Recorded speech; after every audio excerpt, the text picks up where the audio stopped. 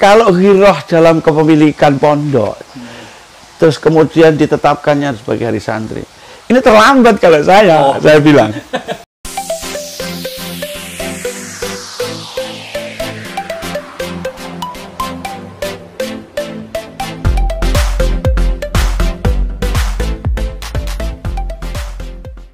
Assalamualaikum warahmatullahi wabarakatuh. Selamat datang kembali lagi di FM Channel. Di sini kita kembali di segmen Sowan Silaturahim Ngobrol Tambah Wawasan. Alhamdulillah hari ini saya berkesempatan untuk berdiskusi ngobrol sowan bersama beliau Bapak Kiai Saifuddin Zuhri selaku pengasuh dari Pondok Pesantren Fatimah Az-Zahra Pekewangan Kebumen. Selamat pagi Pak Kiai. Bagaimana kabarnya, sehat nggih? Alhamdulillah. Alhamdulillah di tengah kondisi yang masih seperti saat ini kita masih diberikan kesehatan. Untuk di sowan kali ini ada beberapa hal yang ingin saya obrolkan dengan beliau Pak Kiai. Terkait dalam hal ini kita akan ngobrol seputar pesantren Pak Kiai. Kita tahu pesantren merupakan suatu lembaga pendidikan yang umurnya sudah sangat tua nggih. Bisa dikatakan sebagai lembaga pendidikan tertua mungkin nggih di Indonesia. Bahkan mungkin sebelum masa kemerdekaan, ketika masa penjajahan pun pesantren sudah eksis. Nah, kemudian kan dengan begitu kan pesantren sudah melalui banyak perubahan zaman, melalui banyak pergantian masa, tentunya banyak hal yang dialami di pesantren itu kan, terutama sebagai sebuah lembaga pendidikan. Nah, ini jenengan sebagai ibaratnya bisa dikatakan nggih pernah jadi santri juga nggih, bahkan sekarang sudah menjadi pengasuh, tentunya kan bisa dikatakan sebagai orang yang sangat dekat dengan pesantren. Ini jenengan melihat pesantren itu dari perubahan zaman, peralihan masa itu bagaimana pesantren? Iya. Terima kasih Mas. Mas siapa? Mas Ahmad ya. Dari mana ini? Dari Petanahan. Dari Petanahan. Terima kasih sebelumnya kedatangan saudara ke lingkungan pondok kami. Saya ucapkan selamat datang. Semoga sehat-sehat, semoga diberi berkah oleh Allah Subhanahu wa taala. Terima kasih. Kalau berbicara pondok pesantren, khususnya ini di Indonesia, ini sebetulnya awalnya itu dari sebuah kemandirian. Kemandirian sebelum ada kedatangan penjajah, itu kemandirian. Artinya kemandirian itu ada leader atau figur tertentu yang mumpuni, kemudian diikuti oleh beberapa cantrik istilahnya pada waktu masa-masa kedatangan ke Indonesia itu, sehingga sekarang lebih dikenalnya santri. Kalau dulu masa-masa awal yang namanya perjalanan pondok, karena itu bersifat kemandirian, semuanya dalam segi aktivitasnya ditentukan oleh figur itu sendiri. Apakah itu dalam cara kajian kitabnya, dirosahnya, pembelajarannya itu ditentukan oleh pihak pengasuh. Karena apa? Statusnya masih leader atau pengasuh fokus orang satu. Akan tetapi setelah pergantian masa ke masa, kemudian katakanlah Belanda itu sudah katakanlah pergi dari Indonesia, maka perkembangan pendidikan itu mulai terbuka. Mulai terbuka. Keterbukaan pendidikan itu juga mengarah kepada kemajuan pondok-pondok itu sendiri. Para alumni, para istilahnya santri-santri yang dulu pernah dididik itu sudah mulai disebar. Saya melihat sejarah. Contohnya seperti Kanjeng Sunan Ampel. Itu kan termasuk istilah pendidikan pondok itu di awal di negara kita ini. Setelah sebelum adanya penjajah, bahkan sampai sekarang pendidikan di Ampel Deli itu masih eksis sampai sekarang. Beliau itu ketika ada santri yang sudah dikatakan itu mampu, itu ditanam. Oh, begitu. Ditanam, termasuk putranya sendiri, mantunya sendiri di Gresik, Sunan Derajat, terus mantunya lagi yang ada di Demak. Kebetulan yang di Demak itu Raden Patih itu sekaligus diangkat jadi khalifah pertama Islam di Indonesia. Nah inilah, maka pendidikan khususnya kita berorientasi pada pendidikan ini semakin berkembang. Ya akan tetapi perkembangan itu untuk stabilitasnya memang juga dikendalikan oleh masa. Dalam arti masa itu terkait dengan pendidik, terkait dengan yang membutuhkan. Nah, seiring dengan perjalanan pengasuh atau kiai-kiai para alim ulama itu sendiri kapundhut. Kemudian bermunculan santri-santri yang di situ itu memiliki kemampuan sebagai warosah daripada para asatidz. Ini memiliki dimensi yang juga berbeda. Beda masa sih. Iya, beda masa. Kemudian figur itu juga semakin menurun. Oh, gitu nggih. Menurun dalam arti keilmiahannya juga, kemampuannya juga itu menurun. Maka kalau istilah sekarang tidak bisa digantikan itu sebagai dikatakan sebagai pengganti, penerus jadinya. Ya, penerus. Karena kualitasnya mungkin nggak sama nggih. Apa kata Nabi juga begitu, nggak layak di zamanun illa wa ba'dahu syarrun minhu. Artinya apa? Kualitas agama pun itu dalam arti pengamalan sih untuk alat-alatnya semakin berkembang. Tapi kalau makna-makna kehidupan dalam ilmiah dan keagamaan ini juga mungkin secara kualitas nggih bisa beda gitu, dari karena masa ke masa. Situasi. Terus karena leadernya itu sendiri sudah berkurang, bermunculan yang namanya era-era pemahaman ataupun ilmu yang berkembang. Maka sampai sekarang ini perjalanan secara singkat saya katakan untuk mengandalkan figur sudah nggak ada kemampuan lagi. Oh, begitu.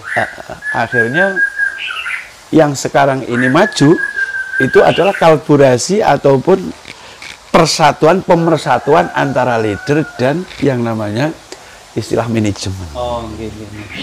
Jadi sekarang ini sebetulnya munculnya pondok-pondok pesantren yang di situ itu bersamaan dengan formalitas. Ini adalah karena munculnya juga kolaborasi antara figur dan manajemen. Jadi kolaborasi dua sistem. Iya. Sehingga makanya dengan begitu diharapkan pesantren masih tetap bisa eksis nggih. Betul. Jadi begini, kalau sekarang mengandalkan kiai, maaf lah ulama. Maaf, kemarin saya ini ada kasus. Aku ditanya oleh seseorang, ya kebetulan kiai juga. Pak Kiai, para tokoh kiai itu sudah banyak yang meninggal, apalagi masa-masa COVID sekarang ini. Saya cuma jawab, karpe sampean pripun, kalau nggak. Saya jawab karpe sampean pripun. Karpe niku nek para tokoh kiai pun kapundhut niku kan ya berat juga untuk menghadapi masyarakat yang sekarang ini terbuka sekali dalam budaya, sosialisasi, dinamika kehidupannya. Semakin begitu drastis. Nah, kalau sampai nopo kiai, kalau ya ngono. Tidak sampai nopo kiai. Nah, akhirnya tak jawab ngeten. Maaf, terkait kali pendidikan dan kaitannya dengan pesantren. Saya jawab begini, maaf, sekarang kalau anak-anak santri atau pada umumnya jamaah, untuk mengikuti katakanlah sami'na wa ata'na bil barkah dengan para kiai itu sekarang sudah kata. Banyak sekali, sehingga kalau kiai itu dipundhut itu malah justru mengamankan beliau. Pring niku nek apik-apik biasanya juga dhisik. Beda karo pring bengkong. Oh nggih. Ngoten niku. Akhirnya banyaknya kiai yang kapundhut ini seiring dengan memang Gusti Allah memberikan jodohnya. Apa? Umat itu sekarang cenderung bil barakah dan istilah ittiba napa nderek kali kiai pun sudah. Nggih. Lah terkait dengan masa-masa perjalanan yang namanya pesantren ada kalkulasi formal muncul untuk memudahkan anak-anak generasi itu memiliki istilah kebersamaan dalam pendidikan walaupun itu sulit. Walaupun itu sulit. Mohon maaf niku memang realitasnya seperti itu. Iya. Pesantren sekarang lebih banyak pesantren dan juga pendidikan formal. Iya. Masih juga banyak pesantren yang masih bertahan dengan kesalafannya. Iya, nah, betul. Jenengan melihat niki kolaborasi dari dua sistem ini niku sebuah cara adaptasi atau kemudian sebuah cara untuk nun sewu tanda kutip bertahan hidup. Maksudnya dikhawatirkan mungkin dengan tidak mengikuti perkembangan zaman pendidikan formal eksistensi pesantren berkurang atau dalam mungkin hidupnya pesantren itu sendiri kan. Kenapa sih dimaksudnya? Maksud saya itu jenengan melihat ini loh, maksudnya kolaborasi pesantren dengan salafnya kemudian dengan formal kemudian menjadi satu niku neng jenengan melihat niku sebagai sebuah cara bertahan hidup atau sebuah adaptasi dalam arti menyesuaikan keadaan zaman niku. Nggih, neng jenengan melihat niku yang mana ngono lho. Kalau bicara kenyataan, itu sebetulnya satu, itu sebagai sarana untuk memudahkan generasi itu, katakanlah mengail satu gayuh tapi dapat dua jalan, dua arah, kan begitu. Itu satu. Mengapa? Karena kalau kita itu belajar sendiri tentang diniyah salafiyah di pondok, itu juga membutuhkan waktu. Kemudian tantangan untuk melayani kehidupan secara pribadi dan umumnya kebutuhan masyarakat, ilmu formal juga dibutuhkan. Tapi kalau melihat juklak aslinya, sebetulnya tertibnya itu agamanya. Tertibnya agamanya. Mengapa? Kan atiku auladakum. Kan begitu. Itu pertama Nabi berkata seperti itu. Hakul waladi ala walidi ayuhsina ismahu wa ajabahu wa ayu'allimahul kitaba dulu. Baru warimaya wasibahah. Artinya apa? Artinya kalau ayu'allimahul kitab berarti din itu harus diutamakan dan prioritas itu tertibnya kalau mengikuti Nabi. Kemudian yang kedua adalah warimaya wasibahah, itu panahan dan berenang. Mengapa Nabi kok mengajarkan berenang dan memanah? Sebab potensi memanah dan berenang pada waktu pemekaran perjuangan agama itu dibutuhkan. Walhasil artinya kalau sesuai kalian apa yang kita inginkan itu adalah agama dulu, baru di situ diarahkan anak didik kita ke skill atau ke profesionalisme di dalam kinerja untuk memenuhi kebutuhan hidup.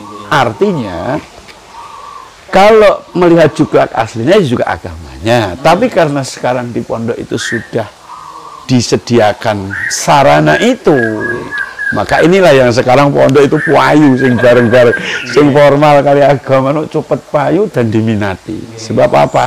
Wis sekalian bisa ngaji, sekaligus bisa di situ belajar formal. Berarti kan cukup panjang ya perjalanan pesantren, tapi satu hal yang mungkin saya sendiri itu salut dengan pesantren itu, ya kebetulan saya juga pernah mondok. Pesantren itu suatu hal yang perlu bisa dikatakan suatu yang perlu diacungi jempol itu, kemampuan pesantren tetap bisa eksis itu loh Mas sampai. Ya, saya maksud itu. Mengapa Kak begitu? Mengapa demikian? Karena apa? Yang ditekankan pesantren itu adalah ad-din. Awalnya itu adalah ad-din dan sekaligus untuk mencetak sebagai warasa-warasa para rasul. Sehingga sulit kalau sekarang seiring dengan mundurnya kualitas ditunjukkan dengan sebuah pernyataan yang sekaligus persaingan hidup. Inilah cobaan pesantren-pesantren yang salaf itu.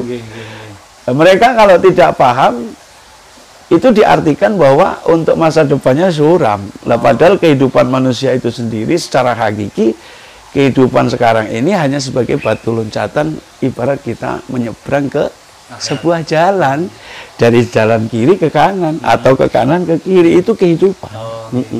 Sehingga di situ eksistensi daripada pendidikan harus dipertahankan, khususnya agama, din.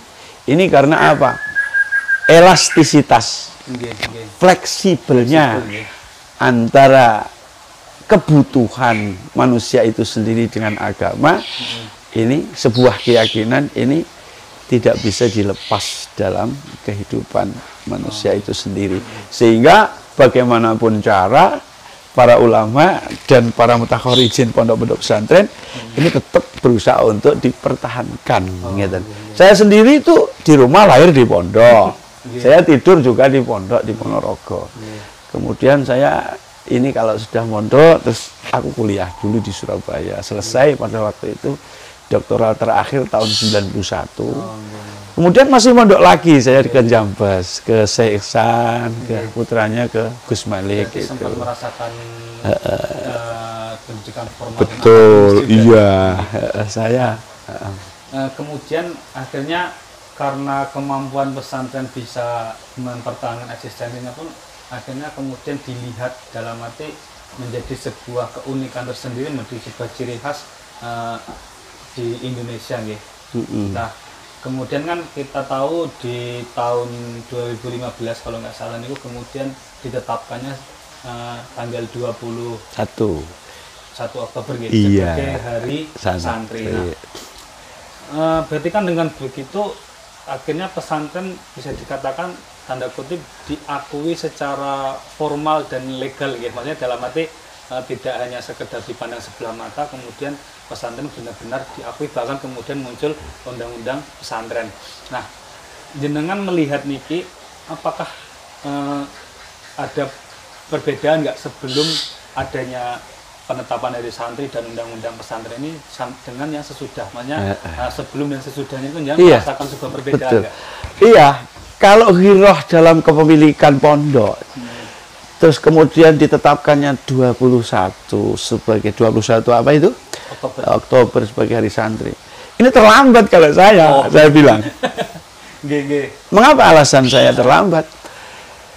Santri itu sejak perjuangan Indonesia, kemudian untuk pengisian moralitas bangsa ini dari RT, RW, kemudian desa, kemudian sampai ke wilayah-wilayah, ruangan-ruangan tertentu, santri itu dibutuhkan. Sehingga pemerintah pun sendiri tidak boleh melihat sebelah mata. Bahkan perjuangan-perjuangan para istilahnya pemegang patriotisme dalam memperjuangkan Belanda, banyak juga mereka itu yang sowan ke para kiai. Tapi kan kemudian hal semacam ini menurut saya enggak terekspos di pendidikan formal, tidak terekspos di media-media mainstream kan. Maksudnya bahkan kemudian banyak yang miris nih kok di pelajaran sejarah, ini sebuah kritik juga, di pelajaran sejarah pendidikan formal nih kok peran-peran para pahlawan dari kalangan pesantren, kiai ini kok kurang begitu muncul, mungkin muncul beberapa kayak mungkin Mbah Yai Hasyim Asy'ari, kemudian Dewa Fasbullah dan lain-lain, kan. Tapi kemudian ini kan ibaratnya hanya sebagian kecil dan mungkin tokoh besarnya lah, padahal di belakang beliau-beliau itu ada yang setiap desa, kemudian setiap katakanlah wilayah itu memiliki tokoh di dalam memperjuangkan kemerdekaan itu hampir semuanya. Terus kemudian itu diserempakkan, istilahnya dikomandoi dengan beberapa tokoh yang tokohnya muncul yang sekarang ditulis dan dikenal itu. Tapi secara pribadi agama ini sebetulnya diangkat untuk menjadi Hari Santri, saya katakan terlambat. Sebab apa? Katakanlah ini Mas, sebagai contoh aja mudah. Pemerintah itu memiliki yang namanya unsur-unsur dari hukum, kemudian kepolisian, kemudian dari keamanan pada khususnya, kemudian berkembang dari beberapa instansi yang kaitannya dengan hukum dan keamanan. Niki nek gak dibantu karo santri, polisi niku teng desa wong pira? Lah ning kecamatan itu katakanlah di sini Klirong. Polisi paling 24 personil. Istilahnya anggotanya. Lah kemudian desanya berapa? Banyak itu ya. Ya, berarti satu polisi satu desa dengan ribuan orang di sana memantau sekaligus memberikan pengayoman dan keamanan terhadap masyarakat. Kalau tidak ditopang dengan moralitas, dengan awal pendidikan agama yang bagus, ya kelabakan mereka. Tapi kan ada sebuah ungkapan lebih baik terlambat daripada tidak sama sekali. Iya, itu bagi orang yang sudah getun itu. Tapi jenengan maksudnya merasakan nggak perbedaan sebelum dan sesudah ini ada isu? Oh begitu. Kalau merasakan, kami merasakan. Merasakan sekarang ini semuanya sebuah setting ya. Artinya setting ini ada gerakan-gerakan tertentu atau semacam karya-karya tertentu, usaha-usaha tertentu untuk dikenal. Maka ketika dinobatkan sebagai hari santri, ini malah justru menggeliat kesemangatannya. Tapi maaf, kesemangatan dulu dengan sekarang juga berbeda juga. Karena apa? Ya karena seperangkatnya sudah beda lagi, kan begitu. Dalam tanda kutip, dulu itu betul-betul li'ila'i kalimatillah untuk memperjuangkan agama. Kalau sekarang kadang-kadang berpotensi yang namanya pondok ini katakanlah kepingin maju, kepingin apa, tapi kadang-kadang ya berpikir kalau pondok itu semuanya untuk jin, maka sebetulnya kalau ada pondok yang kurang mampu itu malah justru dibantu kali pondok sing suke, kan kudune ngono kudune. Iya, ada komunitas pondok yang di Kebumen pun juga ada yang namanya itu forum komunikasi pondok pesantren. Itu sebetulnya harus menjembatani bagaimana pondok kecil yang notabene sudah ada yayasan itu juga dipikirkan. Soalnya kita kan saudara sebetulnya. Ya saya sejak dulu itu punya opini dan keyakinan bahwa pondok itu bukan miliknya kiai sebetulnya. Miliknya yang mondok. Dan yang mondok itu adalah generasi muslim yang ingin mempertahankan yang namanya alam semesta ini, bukan mempertahankan dalam arti menjaga seperti kekuatan yang kuasa, tidak. Sebab apa? Sebab kita semua manusia yang beriman ini adalah sebagai khalifah. Lah seperangkatnya yang boten dikompliti terus piye? Ya, jadi katakanlah tadi walaupun kita tertinggal di dalam memberikan pengesahan sebagai hari santri, itu juga bukan terlambat secara total, akan tetapi karena kenyataan ini juga membantu, kita patut syukur. Ya. Saya sendiri terus terang sebagai seorang yang pernah mondok niku santri niku ada sebuah rasa senang lah ketika ditetapkannya hari santri niku, dengan arti bahwa akhirnya kita diakui lah, maksudnya tidak dianggap sebagai istilahnya niku orang asing di negara sendiri. Karena memang saya alami sendiri sebelum dan sesudah kemudian ada hari santri.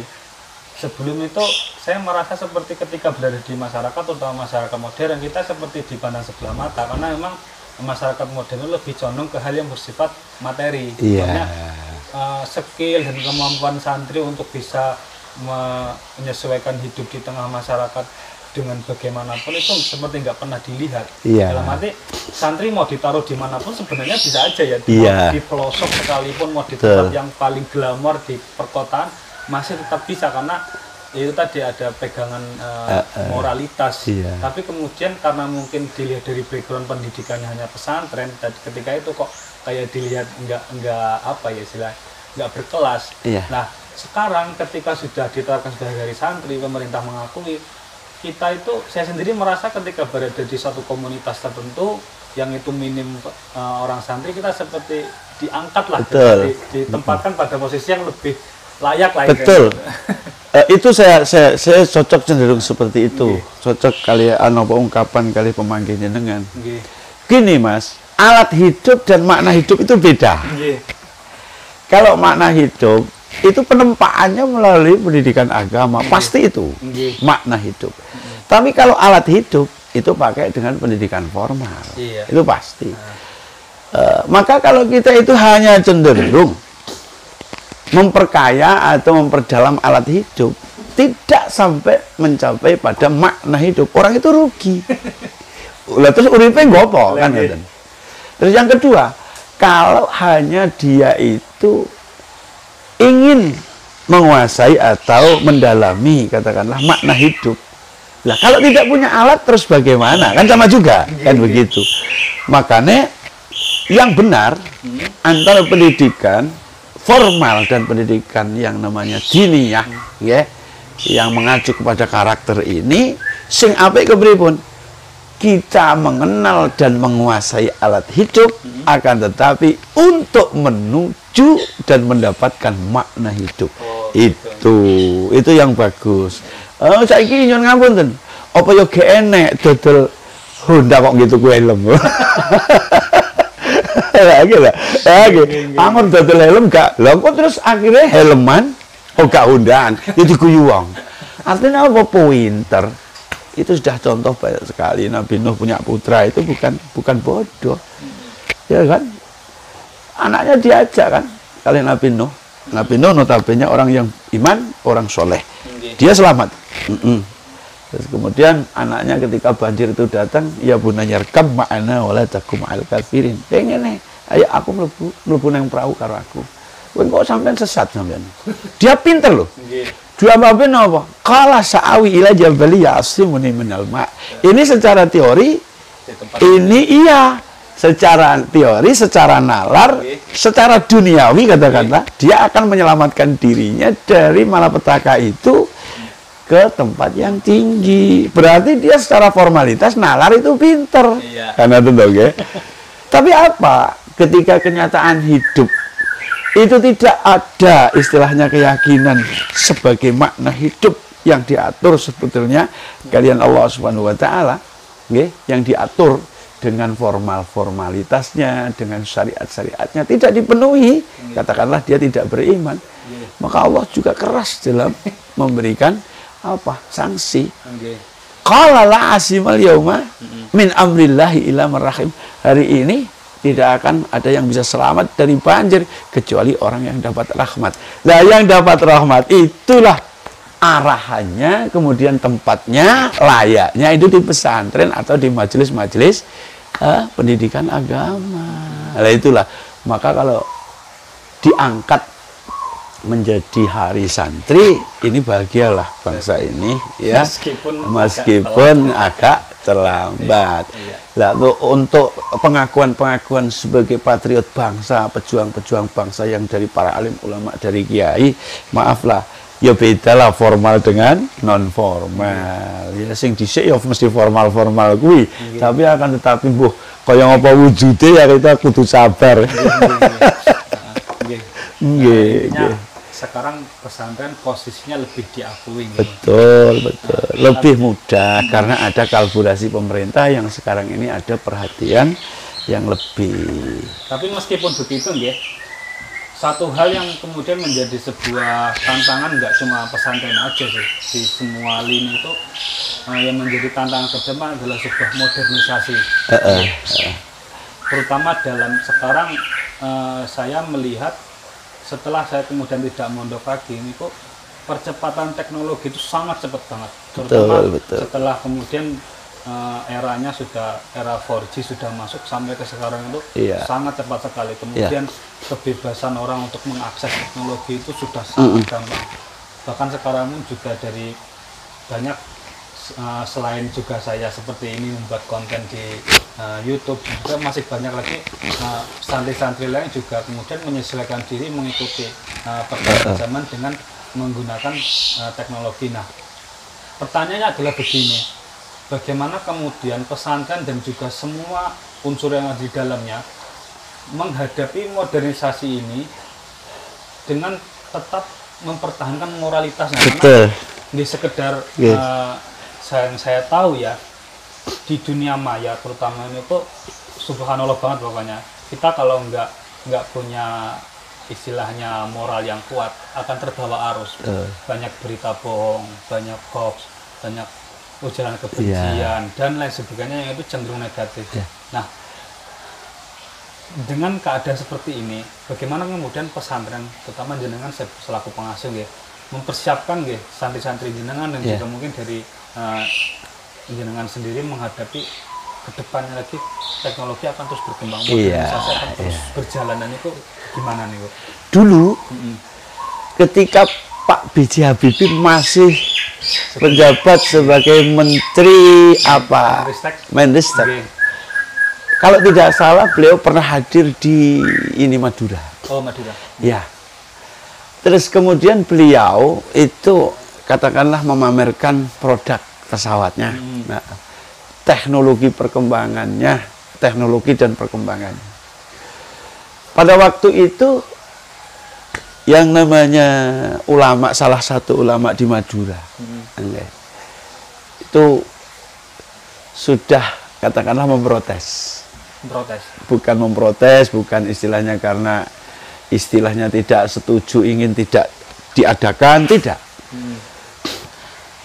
Berkat adanya teknologi dan perkembangan situasi, majunya globalitas dalam perkembangan ekonomi dan budaya, ini cenderung mematikan karakter bangsa generasi.